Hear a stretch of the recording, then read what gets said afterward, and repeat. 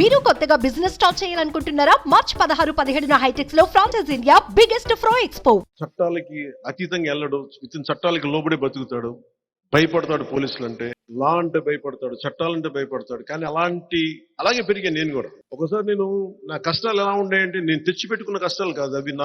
నా కష్టాలు లేవు. నిజంగా చెప్పాలంటే నేను తెచ్చిపెట్టుకున్న అరువు తెచ్చుకున్న కష్టాలు నాయన్ని.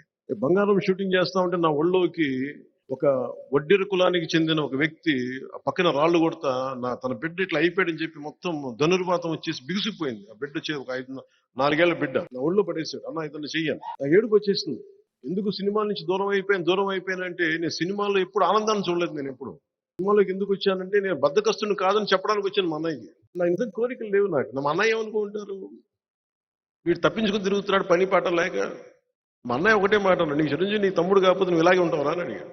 చిరంజీవి తమ్ముడు కాబట్టి నీకు అన్ని చెల్లేస్తున్నాయి, నిన్ను ఉద్యోగం, నీ తల్లిదండ్రులు పోషించక్కర్లా, నీ అక్క చెల్లెళ్ళు బాధ్యతలు లేవు, కుటుంబ బాధ్యత లేదు, నువ్వు ఏ యోగ మార్గాలు ఏ ధర్మాలని చెప్తారో నువ్వు పని చేయి, నువ్వు అన్ని సాధించి అప్పుడు చెప్పు, అప్పుడు నీ కథలు వింటాను. ఇప్పుడు చెప్పాలంటే మన దగ్గర మాకు ఆ అవసరం రాకుండా పోయింది ఇప్పుడు. అంటే అప్పటికి ఇప్పటికీ నేను ఒకటే వ్యక్తిని. నాకేమనిపించిందంటే, యోగ మార్గంలోకి వెళ్ళినా స్వార్థం అనిపించేస్తుంది నాకు. భక్తి మార్గానికి వెళ్ళినా కానీ తిరిగి వచ్చి ప్రపంచానికి చేయాలి. సో దాంట్లో భాగంగా సినిమాల్లోకి వచ్చా. సినిమాల్లో ఇప్పుడు మీరు చూసిన పాటలు కానీ ఇవన్నీ కానీ నా లోపల దహించుకుపోతుంది. నా వేదన అది. పుస్తకాల్లో, చరిత్ర పుస్తకాల్లో మనకి నీతులు అన్ని చెప్తారు, ఒక్కొక్క నాయకుడు ఎంత గొప్ప చెప్తాడు, చట్టాలు ఎంత గొప్ప చెప్తాడు. ఒకటి పాటించేవాడు నాకు కనిపించను. ఒకసారి ప్రతిదానికి నేను ఒక చిన్నపాటి పెన్షన్ కావాలన్నా నేను చెప్పి లంచం ఇవ్వాలి. సగటు మనిషికి ఉండే కోపాలు అన్నీ పెట్టుకుని సినిమాల్లో చూపిస్తే నా లోపల తృష్ణ తీరుద్దు అనుకున్నాను. సినిమాలు హిట్లు అవుతున్నాయి కానీ నేను అనుకుంటున్నా నాకు లోపల శాంతి రాల. నాకు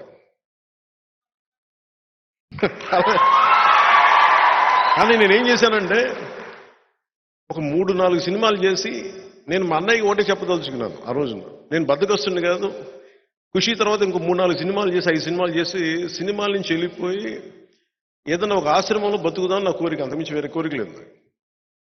భగవంతుడు తప్ప అన్ని ఇచ్చాడు నాకు. నేను కోరుకుంది ఇవ్వలేదు. నాకు అలాంటి సమయంలో 2006లో అంటే నేను కంసుడు అష్టమ గర్భంలో కృష్ణుడు పుడతాడు, వాడి వల్ల నీకు ప్రాణగండం ఉంటుంది అని చెప్పి పుట్టిన ప్రతి బిడ్డను చంపేస్తారు, ప్రీఎంప్టివ్ స్ట్రైక్ చేస్తాడు. అట్లాగా ఒక కుటుంబంలోంచి ఒక వ్యక్తి రాజకీయాల్లోకి వస్తే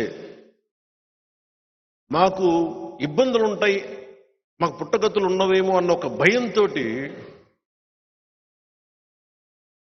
2006లో నాకే తెలియజేశారు, ఒకవేళ మీ అన్నయ్య గారు పాలిటిక్స్కి వస్తే మీ కుటుంబాన్ని ఇలా దాడులు చేస్తారు, మీ ఇంట్లో బిడ్డల్ని ఇలా ఇబ్బంది పెడతారు. నాకు తీసుకొచ్చారు. నేను అన్నాను, ఆయన పాలిటిక్స్ రాలేదు కదా, వచ్చిన రోజున చూసుకోండి అన్న, నిన్ను కూడా ఇబ్బంది పెడతారంటే నా బతుకు బజార్ అయింది, పర్లేదు, మీరు ఏదైనా చేసుకుని చేసుకోండి. ఎందుకంటే సినిమాల్లోకి మన గాజువాక సభలో కూడా చెప్పాను, ఎప్పుడైతే జగదాంబ బస్ స్టాండ్లో మా డ్యాన్స్ చేయించారు ఆ రోజు నేను చచ్చిపోయాను. ఆ రోజు నాలో ఉన్న ఆ సిగ్గు మొత్తం చచ్చిపోయింది ఆ రోజు. ఇప్పుడు అందుకే నన్ను ఎవరు తిడతారో నాకేముండదు. ఆ రోజు చచ్చిపోయింది, వీళ్ళు తిడితే నాకెంత. సో నాకు అంటే నిజంగా 2006లో అలా చెప్పి వాళ్ళందరూ కూడా ఇప్పుడు పదవుల్లో ఉన్నారు. వాళ్ళందరూ ఆ మెసేజ్ తీసుకొచ్చిన నిజంగా చేస్తారా అనుకున్నా. ఆ రోజు నుంచి 2008 సమయంలో సంఘటనలు జరిగిపోయినాయి. నేను అందరికీ మొత్తుకుంటూ వచ్చాను, ఎదర్ పాలిటిక్స్ చేద్దాం లేదా వద్దు. బట్ కానీ మనుషులు ఇంత క్రూరంగా ఉంటారా? అధికారంలో ఉన్నవాళ్ళు, ఆ రోజు అధికారంలో ఉన్నవాళ్ళు చేసిన దెబ్బ గాయపరిచేస్తుంది. అంటే దేనికని చూస్తే ఒక సమూహాన్ని ప్రభావితం చేసే ఒక వ్యక్తి రాజకీయాల్లోకి వస్తే మాకు పుట్టగతులు ఉండవని అనే భావనతో పుట్టక ముందే చంపే పరిస్థితిని తీసుకొచ్చారు. మా ఇంట్లో అందరూ మంచోళ్ళు, సగటు మనుషులు. వాళ్ళు కొట్టిన దెబ్బ నేను తట్టుకోలేకపోయాను. నేను చూసే వాళ్ళకి నేను చాలా ఆవేశపరులా కనిపిస్తాను. అనాలోచితంగా చేశానేమో అనిపిస్తాము అలా కొన్ని సమయాలు. ఏమి కోరుకోను, నాకేం ఉండదు కోరిక. అలాంటి సమయంలో నేను నాకున్న ఇష్టమైన రివాల్వర్ని, నా ప్రాణ రక్షణ కోసం కొనుక్కున్న ఒక రివాల్వర్ని కామన్వెల్త్ ప్రొటెక్షన్ ఫోర్స్ అని పెట్టి ఇచ్చేశాను. దేనికి ఇచ్చానంటే ఈ రోజు నుంచి నాకు ప్రాణ రక్షణ అవసరం లేదు, బతికిన ప్రతిరోజు బతికినట్టే అంతే. కానీ వాళ్ళు వ్యక్తుల సమూహం నాకు అనవసరం. ఒక వ్యక్తి, ఒక పార్టీయా, ఒక కుటుంబమా, ఒక వర్గమా నాకు అనవసరం. ఒక సగటు మనిషి మీద కొట్టిన దెబ్బ అది.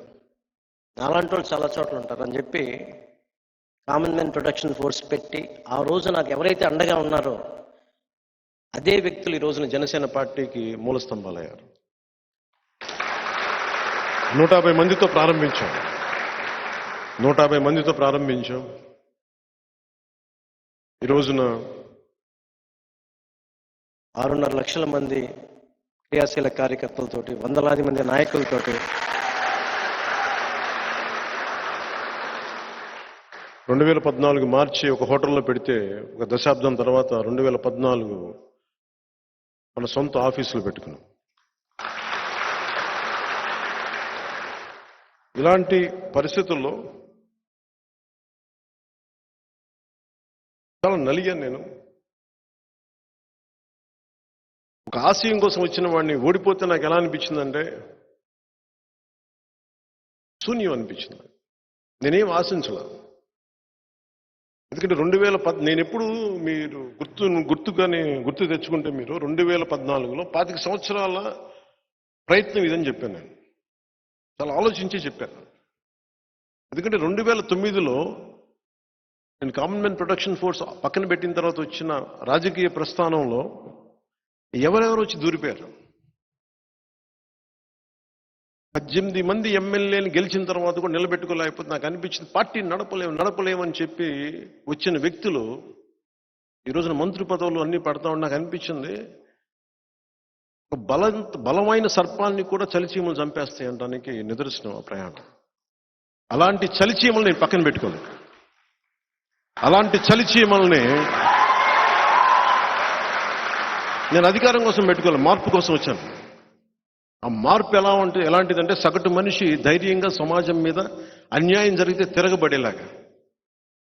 ఒక సుగాలి ప్రీతి తల్లి వచ్చి అన్న నా బిడ్డ అన్యాయానికి గురి చనిపోయిందన్నా అంటే ఆ తల్లి కోసం తిరగబడే అంత ధైర్యం ఇవ్వడం కోసం వచ్చాను నేను సమాజంలోకి. తద్వారా అధికారం వస్తే సంతోషం, కానీ అధికారం లేకపోతే మేము ఏం చెయ్యం అనే పరిస్థితి నుంచి నేను పక్కన పెట్టేశాను. ఉన్న ప్రభుత్వం ప్రామిసులు చేసి మరి అధికారంలోకి వచ్చి మీకు ఇన్ని చేస్తామంటే వాళ్ళ గోడు వినకపోతే జనవాణి కార్యక్రమం నేను ఆ గోడు విన్నాను. నేను చేయగలిగినంత చేశాను దానికి. 2014 నుంచి 19 వరకు నేను కన్స్ట్రక్టివ్ రోలే ఆడటానికి నిర్ణయించుకున్నాను. ఓట్లని చీల్చేయడం, ఎందుకంటే ఒక సగటు మధ్యతరగతి మనిషి దృష్టిలో పెట్టుకుని చేశాను. అది ఓట్లని చీల్చేయడం ఈజీ, తేలిక. వైసీపీ పార్టీ మీద కానీ జగన్ మీద కానీ నాకు వ్యక్తిగతంగా ద్వేషం లేదు. నాకు వాళ్ళ విధానాల మీద నాకు విసుగు.